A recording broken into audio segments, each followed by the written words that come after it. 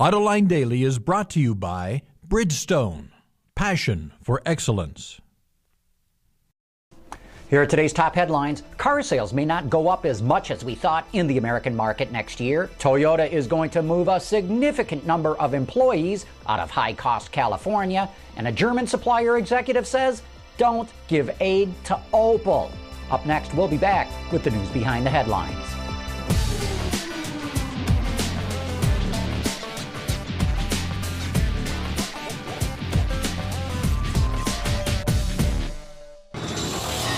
This is Autoline Daily for Tuesday, November 24th, 2009, and now the news. Most automakers and analysts have been predicting that new car sales in the U.S. market will rise by 1 million units in 2010 to roughly 11.5 million units. But the Associated Press quotes an analyst from Fitch Ratings who says the increase will be smaller than that and will only reach 11.1 million due to high unemployment, lower housing values, and a higher savings rate. However, some suppliers have told me they think European and Japanese automakers will transfer more production to the U.S. due to the weakness of the dollar.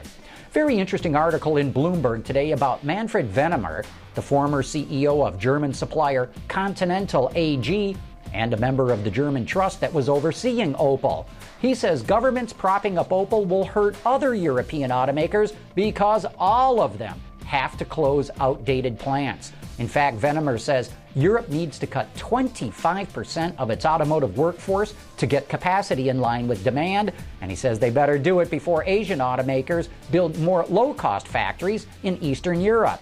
He says he saw the same thing happen in the United States when Asian automakers built low-cost plants in the South and domestic automakers could not compete with them. Kia just introduced the Cadenza, a new large sedan to replace the Amanti. The vehicle is lighter and shorter than the Amanti, but has a longer wheelbase. It's equipped with a 3.5-liter V6 mated to a 6-speed automatic. Fuel economy is 9.4 liters per 100 kilometers, about 25 miles per gallon. The Cadenza goes on sale worldwide next year, except in North America and Europe. Toyota is considering moving a significant amount of employees out of California in order to cut costs. According to Bloomberg, the company may move its product planning, accounting, travel, and data services out of LA to Kentucky or Michigan, which are closer to where its engineering and assembly plants are located. In addition, the company may also encourage about 200 managers to retire early. BMW just revealed its brand new 6th generation 5 Series. For 2011, the Munich middleweight now shares a platform with the company's 7 Series flagship. Besides giving it the longest wheelbase in its class, this also results in a body structure that's 55% stiffer than its predecessor. It will be built alongside the 7 in BMW's Dingolfing plant in Bavaria. To keep weight down, aluminum is used extensively in the doors, hood, front fenders, and suspension. BMW offers a dizzying number of engine choices. The gasoline-powered options include 1 V8 and 3 inline-6s. If diesel gets your motor running, the company offers 2 straight 6s and a 4-cylinder. An 8-speed automatic is available with all those engines. As expected in this price range, the new 5 Series offers just about every high-tech gadget and electronic doodad that you can think of, from driver adjustable suspension to night vision to even rear-wheel steering. Design-wise, the new 5 looks like it's finally starting to break with BMW's Bangle influence. Inside and out, the 2011 model borrows heavily from the 7 Series, and that is not a bad thing. Coming up next, we'll take a look at the all-new Suzuki Kizashi.